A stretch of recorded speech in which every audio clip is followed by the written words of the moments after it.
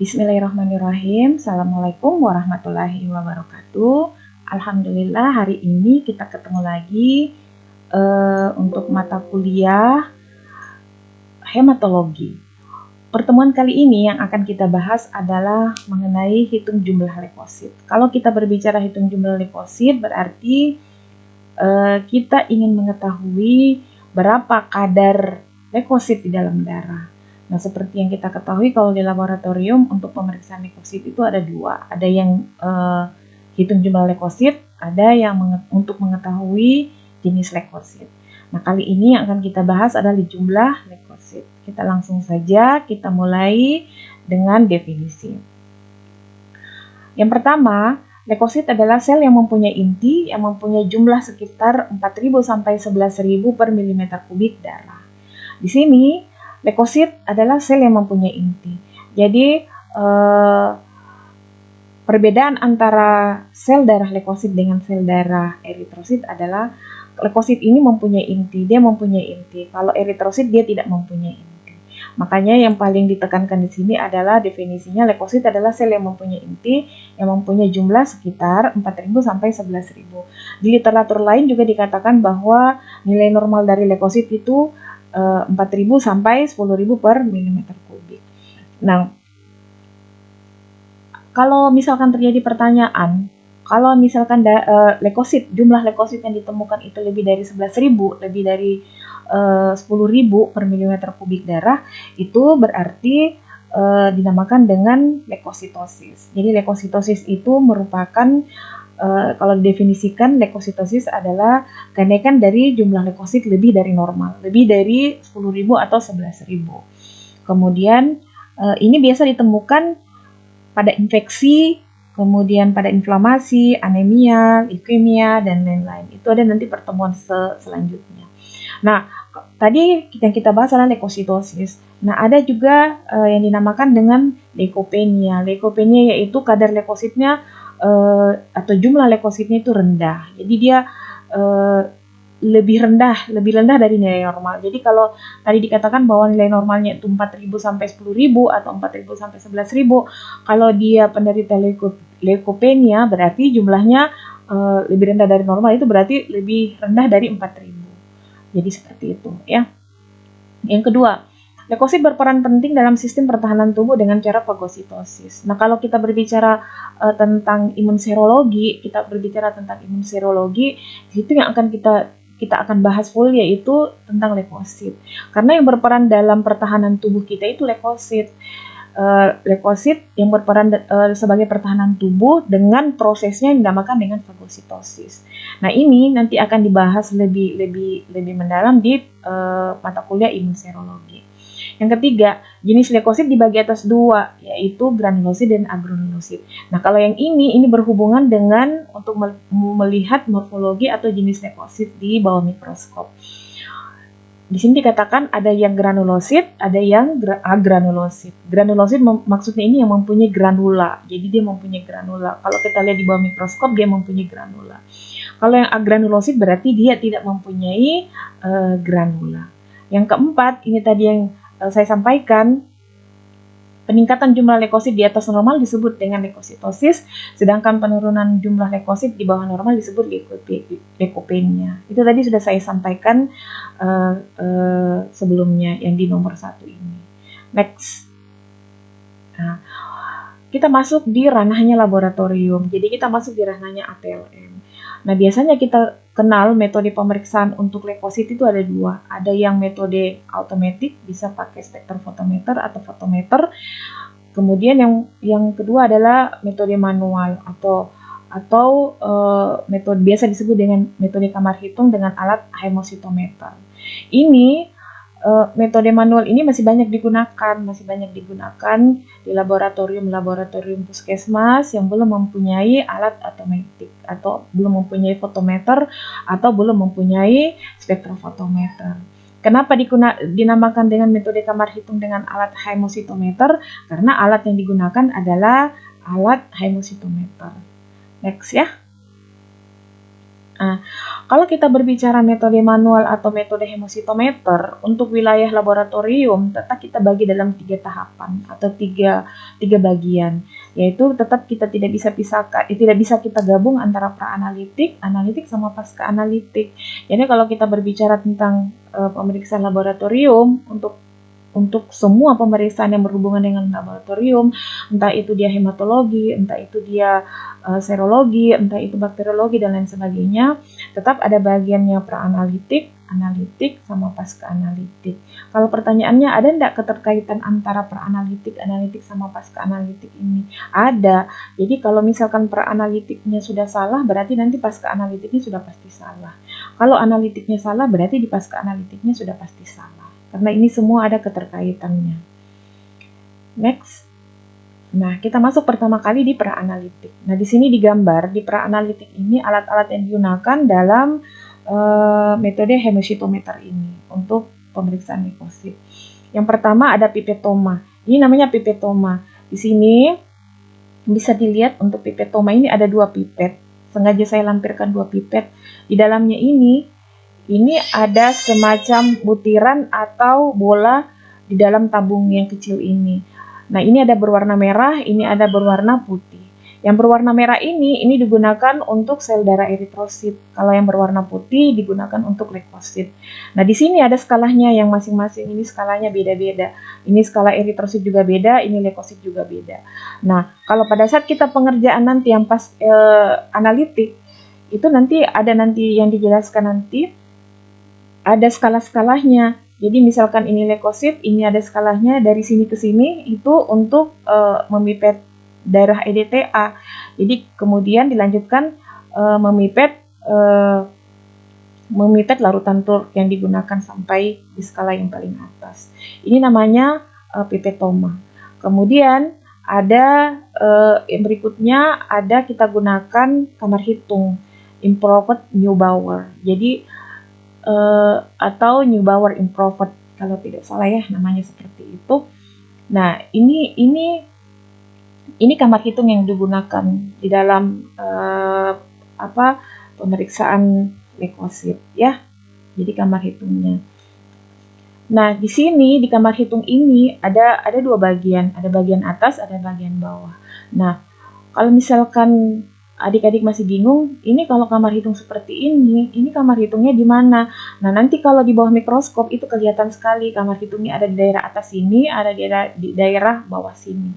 Nah, pada saat nanti mengisi itu tidak boleh ke sini, tidak boleh ke sini. Pada saat mengisi larutan tidak boleh ke sini, tidak boleh ke sini. Dia harus tepat di sini dan tepat di sini. Seperti itu. Nah, di sini ada deck glass atau kaca penutup. Nah, ini fungsinya ketika kita telah meletakkan atau memasukkan larutan sampel tadi, sampel maksudnya ada darah dengan larutan turut ke dalam sini. Nah, itu ditutup dengan kaca penutup atau di gelas ini. Fungsinya agar larutannya itu tidak merembes kemana-mana. Jadi ditutup dengan kaca penutup atau namanya gelas. Yang tidak kalah penting pada saat pemeriksaan jumlah leukosit yang harus kita sediakan alatnya adalah mikroskop. Ya, harus menggunakan mikroskop. Karena kenapa? Karena yang namanya sel darah itu tidak bisa dilihat dengan kasat mata, jadi dia harus menggunakan alat mikroskop. Nah, mungkin adik-adik sudah tahu kalau lensa di sini apa namanya, kalau lensa di sini apa namanya. Ya, kalau dia dekat mata itu apa namanya, kalau dia dekat sampel itu apa namanya. Kalau dekat mata itu namanya okuler, kalau dekat sampel itu namanya objektif. Makanya dinamakan dengan lensa objektif, objek dekat dengan objek. Nah, ini secara lengkap alat hemositometer. Jadi ini adalah secara lengkap alat hemositometernya. Biasanya dalam kotak seperti ini sudah ada sudah tersedia tabung pipetomanya, kemudian sudah tersedia juga kamar hitung improved Neubauer-nya atau Neubauer improved-nya. Kemudian ada pipet, ada karet penghisap atau karet penghisap. Biasanya kalau orang-orang laboratorium itu menggunakan ini, tapi ini agak riskan ya, jangan sampai karena kita pemula nanti dipipet darahnya melebihi dari karet ini sampai kemudian masuk ke dalam mulut. Ya, jadi perlu ketelitian atau kehati-hatian pada saat memipet. Ini untuk yang alatnya pra-analitik. Nah, next. Nah, sekarang pra-analitik untuk reagensia. Reagensi yang digunakan untuk pemeriksaan leukosit adalah dinamakan dengan larutan TURC. Larutan TURC ini komposisinya adalah asam asetat 2%, jumlahnya 100 ml. Jadi dan gentian violet 1 ml. Jadi biasanya larutan TURC yang ada di laboratorium itu adalah larutan TURC yang sudah dalam kondisi siap pakai. Nah, tetapi kita harus ketahui juga apa komposisinya dari larutan tersebut. Nah, di sini dijelaskan bahwa komposisinya adalah asam asetat 2% sebanyak 100 ml dan gentian violet sebanyak 1 ml. Apa fungsinya masing-masing? Jadi asam asetat ini berfungsi melisiskan atau menghancurkan sel-sel yang tidak berinti. Nah, seperti yang kita ketahui bahwa yang berinti itu adalah sel darah putih atau leukosit. Yang tidak berinti itu adalah trombosit sama eritrosit. Jadi dengan adanya asam asetat ini, asam asetat 2%, maka trombosit dengan eritrosit itu akan lisis. Jadi pada saat nanti pemeriksaan, eritrosit sama trombosit sudah tidak ada lagi, yang ada cuman leukosit.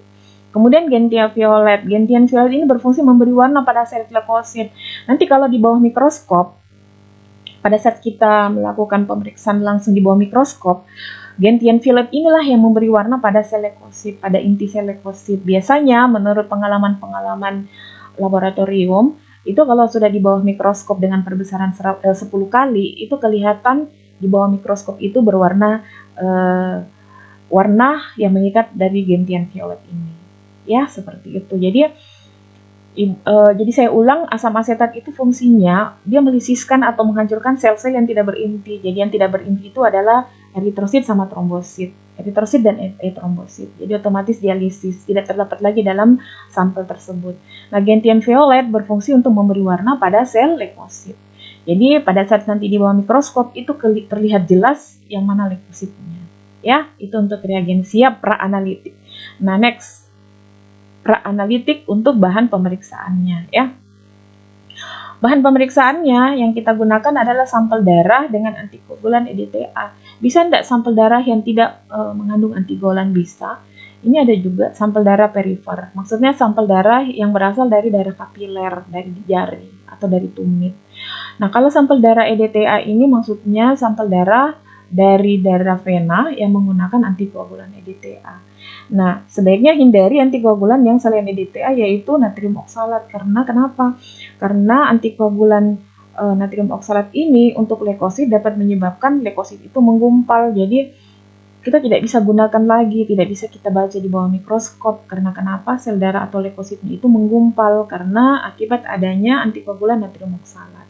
Jadi sebaiknya kita gunakan adalah sampel darah yang digunakan adalah sampel darah EDTA, antikoagulan EDTA, atau sampel darah perifer atau kapiler yang bisa diambil di jari, di tumit, itu bisa, ya. Kemudian prinsip pemeriksaan untuk leukosit. Di sini prinsip pemeriksaannya, darah diencerkan dengan asam lemah, asam asetat tadi ya yang 2%. Kemudian sel-sel selain leukosit akan dilisiskan. Sel-sel selain leukosit akan dilisiskan. Jadi sel-sel eritrosit sama trombosit ini akan lisis dan darah menjadi encer sehingga leukosit lebih mudah dihitung. Itu prinsip pemeriksaannya. Prinsip pemeriksaannya itu yang harus kita pahami adalah pertama darah diencerkan dengan asam lemah, asam asetat yang 2% tadi. Kemudian setelah ada penambahan otomatis sel-sel yang selain leukosit itu akan lisis. Sehingga menyebabkan darah menjadi encer sehingga leukosit lebih mudah dihitung. Itu ya pemeriksaannya. Prinsip pemeriksaannya. Next. Sini cara menggunakan pipetoma. Benar ya? Iya, benar. Cara menggunakan pipetoma. Pipetoma yang tadi saya maksud itu yaitu pipetoma yang ada bola-bola putih di tengah tabungnya, ya. Yang pertama dipersiapkan alat dan bahan. Kemudian yang kedua, dipipet darah sampai tanda 0,5. Jadi di pipetoma tadi itu ada skala 0,5. Tepat ya, tepat. Jadi kalau dia lebih boleh dikeluarkan dengan menggunakan tisu. Tetapi tidak boleh ditiup karena biasanya kalau ditiup itu karena adanya gaya gravitasi, begitu dia ditiup itu keluar semua darahnya. Biasa ya pengalaman-pengalaman di laboratorium. Jadi caranya cukup diletakkan atau dilengketkan pada tisu, maka otomatis darahnya akan keluar. Jadi dipipet darah sampai tanda 0,5 tepat menggunakan pipetoma leukosit. Hapus kelebihan darah di luar pipet dengan tisu. Jadi biasanya ya kalau kita mengambil sampel darah antikoagulan EDTA itu kan biasanya sampelnya ada di tabung antikoagulan EDTA. Biasanya nanti pipetomanya itu dicelup di dalam tabung tersebut. Biasanya ada darah yang melekat di luar pipetoma tersebut. Jadi darah yang melekat di luar pipetoma tersebut harus dihapus, tidak boleh masuk di dalam, tidak boleh ikut tidak boleh pada saat kita memipet larutan turupnya itu ikut. Berarti otomatis nanti larutannya sudah bercampur dengan sampel darahnya. Jadi sebaiknya dihapus kelebihan darah ya. Kemudian yang ketiga, setelah darahnya ini dipipet sampai tanda 0,5, dilanjutkan dengan memipet larutan turuk sampai dengan angka 11. Jadi tadi di pipetoma itu ada skala 0,5 dengan paling atas adalah skala 11. 0,5-nya nanti darah, kemudian 11-nya itu larutan turuk. Kemudian setelah larutan turuknya sampai di angka 11 tepat, kita lanjutkan dengan menghomogenkan suspensi tersebut. Maksudnya menghomogenkan larutan campuran antara darah dengan turuk tadi. Jadi kalau biasanya orang analis itu caranya mencampur dengan cara dikocok, dia menyerupai angka 8. Jadi diputar-putar menyerupai angka 8. Itu nanti di laboratorium sepertinya diajarkan seperti itu. Ya. Itu dihomogenkan seperti itu. Itu gunanya buat apa? Jadi larutan turuknya nanti ini bisa bercampur dengan baik dengan larutan darahnya, dengan darahnya, sampel darahnya. Ya. Nah, setelah itu ceritanya ini kan alatnya sudah dipersiapkan semua, berarti termasuk kamar hitungnya sudah dipersiapkan. Jadi di sini ketika akan mengisi kamar hitung, buang cairan kira-kira 2-3 tetes. Jadi dibuang dulu. Jadi ketika akan dimasukkan cairan di atas kamar hitung, itu cairannya dibuang dulu 2-3 tetes, ya. Kemudian isi kamar hitung dengan menempelkan ujung pipet di tepi kaca penutup. Jadi tadi sudah saya sampaikan bahwa di atas daripada kamar hitung itu ada ditutup dengan menggunakan deglas atau kaca penutup. Nah, itu nanti fungsinya biar larutannya tidak merembes kemana-mana. Jadi cara meletakkan cairan tersebut, ujung pipetomanya itu ditempelkan di kaca penutup, di sudut kaca penutup. Jadi setelah itu dibiarkan kamar hitung tersebut terisi larutan perlahan-lahan dengan gaya kapilaritas kamar hitung tersebut. Dibiarkan saja larutannya dia menyebar sampai kemudian memenuhi semua kamar hitung tadi. Ya, dibiarkan saja, tidak usah ditiup. Jadi biarkan saja. Karena ada daya kapilaritasnya untuk memenuhi kamar hitung. Nah, yang terakhir hitung sel leukosit yang terdapat dalam 4 kamar kotak besar. Nah, yang perlu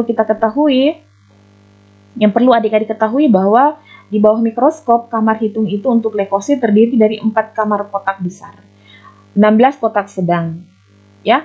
4 kamar kotak besar, 16 kotak sedang. Jadi kalau misalkan 4 kotak besar berarti 1 kotak besar ini terdiri dari 16 kotak sedang, ya. Berarti karena 4 kotak besar berarti 4-4-nya itu terdiri dari 16 kotak sedang. Nanti sebentar bisa dilihat di gambarnya. Next. Ini cara kerjanya. Ini cara kerja untuk tabung ya. Kalau yang tadi dengan menggunakan pipetoma. Nah, sekarang kita menggunakan tabung reaksi. Jadi bisa menggunakan tabung reaksi. Jadi alatnya bisa dilihat, ada kamar hitung sama seperti yang tadi, kamar hitungnya improved Neubauer, kemudian mikroskop harus ada ya, karena ini pemeriksaan untuk melihat jumlah leukosit ini harus menggunakan mikroskop. Kemudian pipet 20 mikroliter, kemudian pipet 400 mikroliter, pipet tetes dengan Yang terakhir adalah tabung reaksi. Nah, prosedurnya seperti ini. Jadi tabung reaksi seperti yang ada di gambar ini, yang pertama dimasukkan adalah larutan turuknya 400 mikroliter. Ya. Setelah masuk 400 mikroliter, dikeluarkan lagi 20 mikroliter. Kenapa tidak langsung 380? Nanti ada pertanyaan, kenapa harus ribet dimasukkan dulu 400 mikroliter kemudian dikeluarkan lagi 20?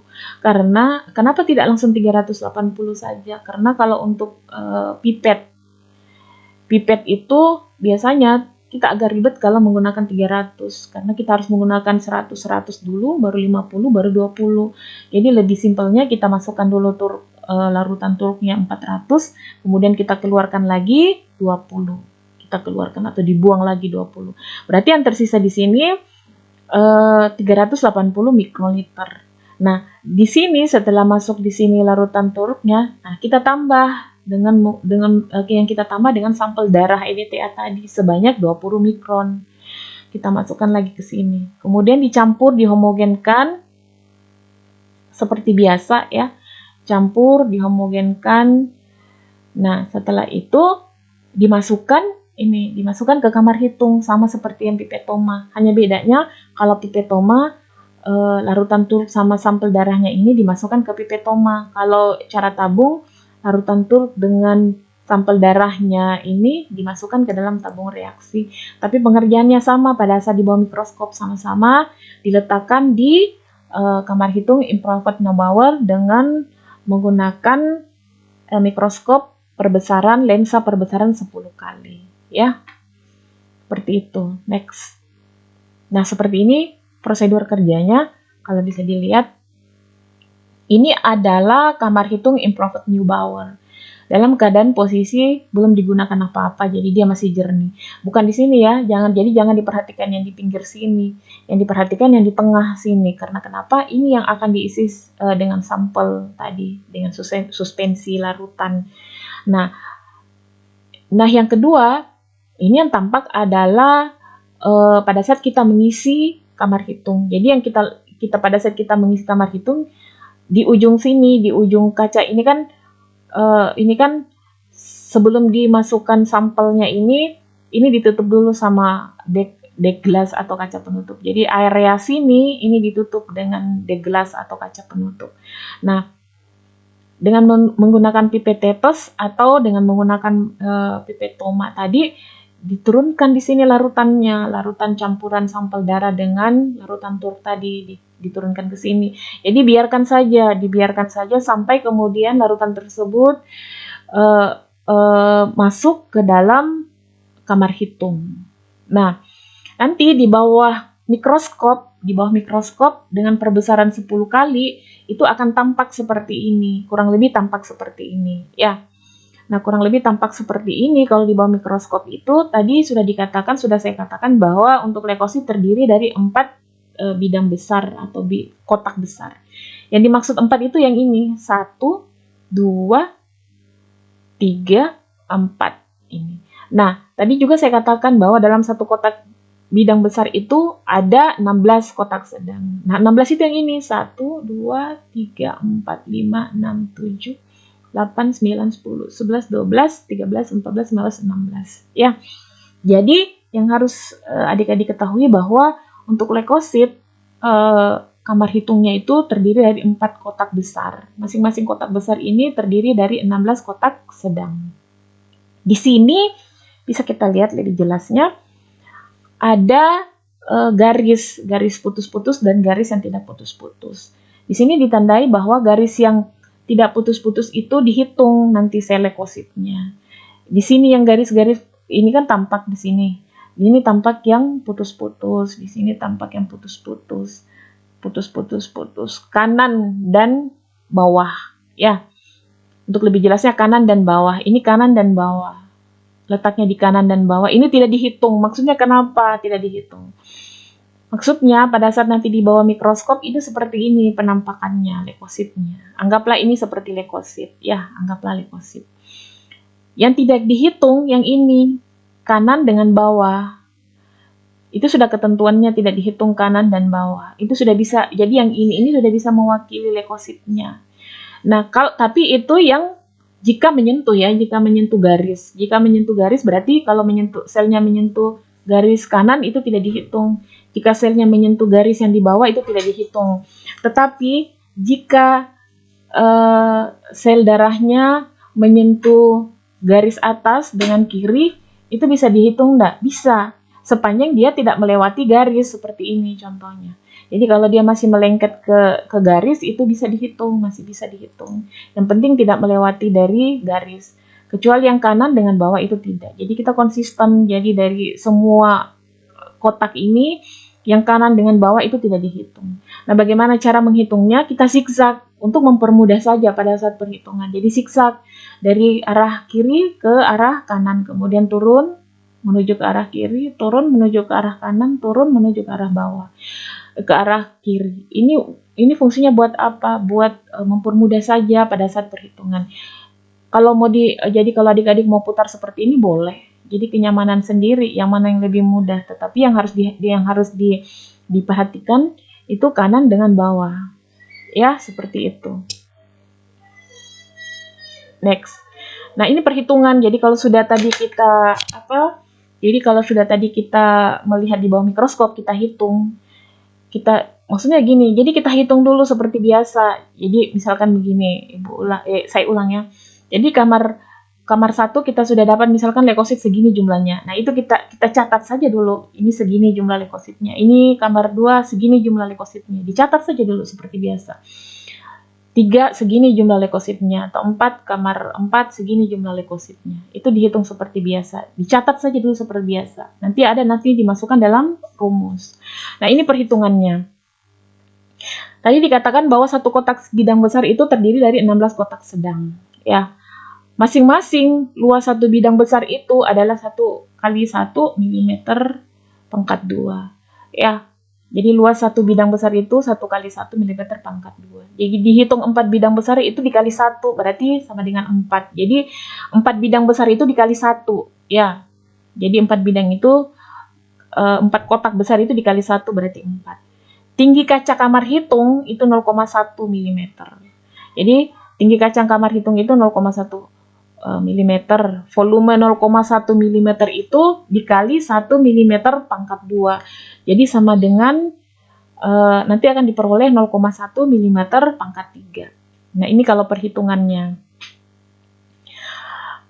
Jadi perhitungannya seperti ini. Jadi dihitung juga tinggi kaca kamar hitungnya. Kemudian volumenya juga dihitung. Kemudian dikali. Mendapatkan nanti seperti ini. Pengenceran yang digunakan adalah pengenceran untuk leukosit 20 kali. 20 kali ini diperoleh dari 400 per 20. Jadi pengenceran itu 400 per 20, maka akan ditemukan 20 kali. Jadi biasa muncul di soal pengenceran untuk leukosit itu berapa? Pengencerannya 20 kali. 20 kali itu didapat dari ini hitungannya. Nah, berarti jumlah white blood cell-nya atau sel darah putihnya itu faktor pengenceran FP ya. Ini 20 faktor pengenceran dikali N.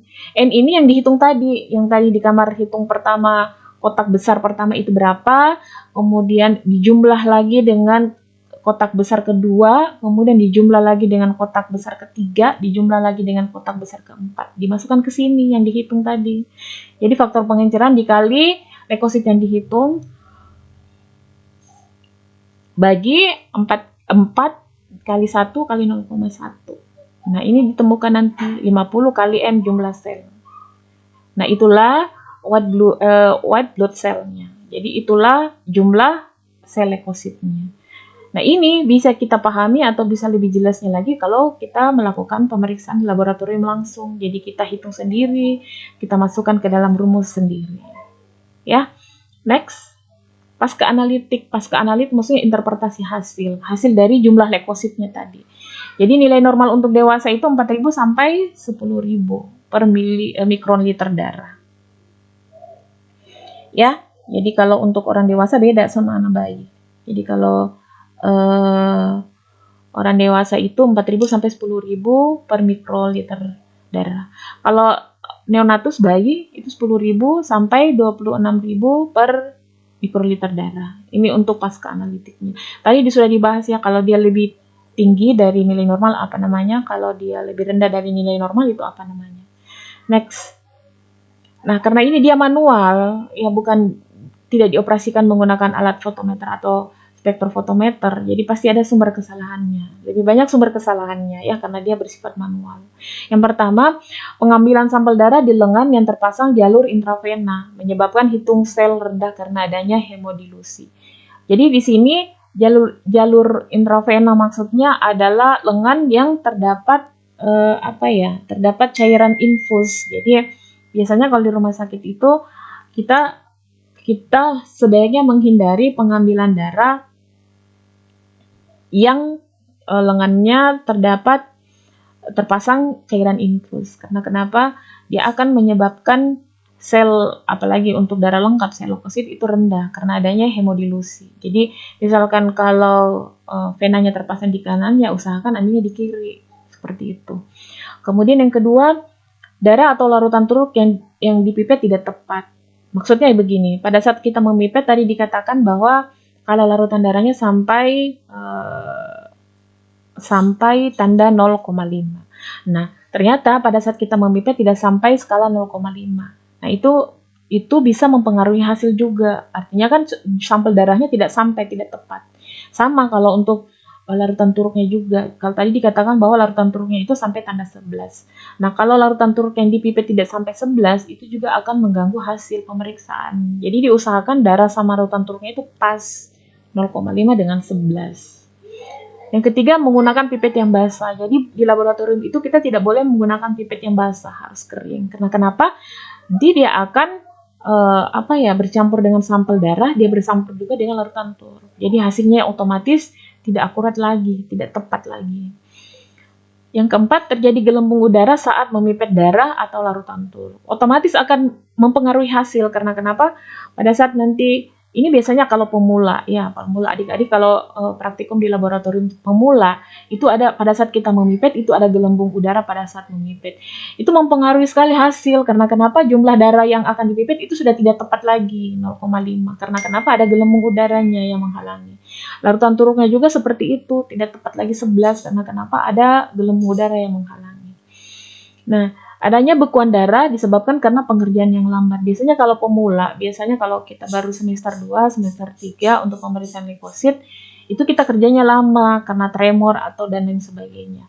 Nah, biasanya ada bekuan darah di pipet karena terlalu lamanya kita memipet dan terlalu lamanya kita mencampurkan dengan larutan turuk. Utamanya ini untuk sampel yang perifer atau sampel yang menggunakan darah kapiler yang tidak menggunakan antikoagulan. Ya. Selanjutnya, darah tidak dihomogenkan. Jadi, makanya pada saat nanti pemeriksaan leukosit, ketika darahnya sudah bercampur dengan larutan turuk, itu diusahakan dicampur, dihomogenkan dengan angka 8 tadi. Jadi, dengan gerakan angka 8. Supaya larutan tersebut homogen. Selanjutnya, sumber kesalahan selanjutnya, kamar hitung dan kaca penutup yang digunakan kotor. Ini ada pengaruhnya, banyak pengaruhnya. Karena kenapa? Kita akan melihat di bawah mikroskop. Ketika kaca penutup atau kamar hitungnya kotor, itu akan mengganggu. Jadi bisa ada positif leukosit jumlah palsu maksudnya positif palsu di sini yang tadinya bukan leukosit, itu kelihatan seperti leukosit. Ya, karena kotor. Letak kaca penutup yang tidak tepat. Ini letak kaca penutup yang tidak tepat. Misalnya miring atau tergeser. Ini menyebabkan darah merembes kemana-mana. Dan kita tidak bisa melihat dengan baik lagi di bawah mikroskop. Ya. Selanjutnya, menghitung sel tidak menggunakan lensa objektif 10 kali. Nah, ini yang adik-adik harus ketahui, bisa membedakan lensa objektif yang digunakan untuk sampel kering dengan basah. Kalau yang basah seperti sedimen urin, seperti pemeriksaan leukosit atau eritrosit. Objektifnya itu 10 atau 40 kali. Kalau yang kering, yang menggunakan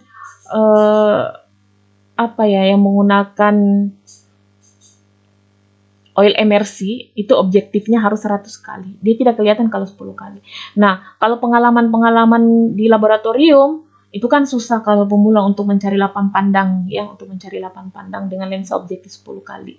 Nah, caranya kondensornya dengan cara diafragmanya diafragmanya diatur, kondensornya diatur, kemudian objektifnya diturun turun ke bawah, kemudian perlahan-lahan dinaikkan sampai kemudian tampak lapang pandang dengan jelas, seperti itu ya.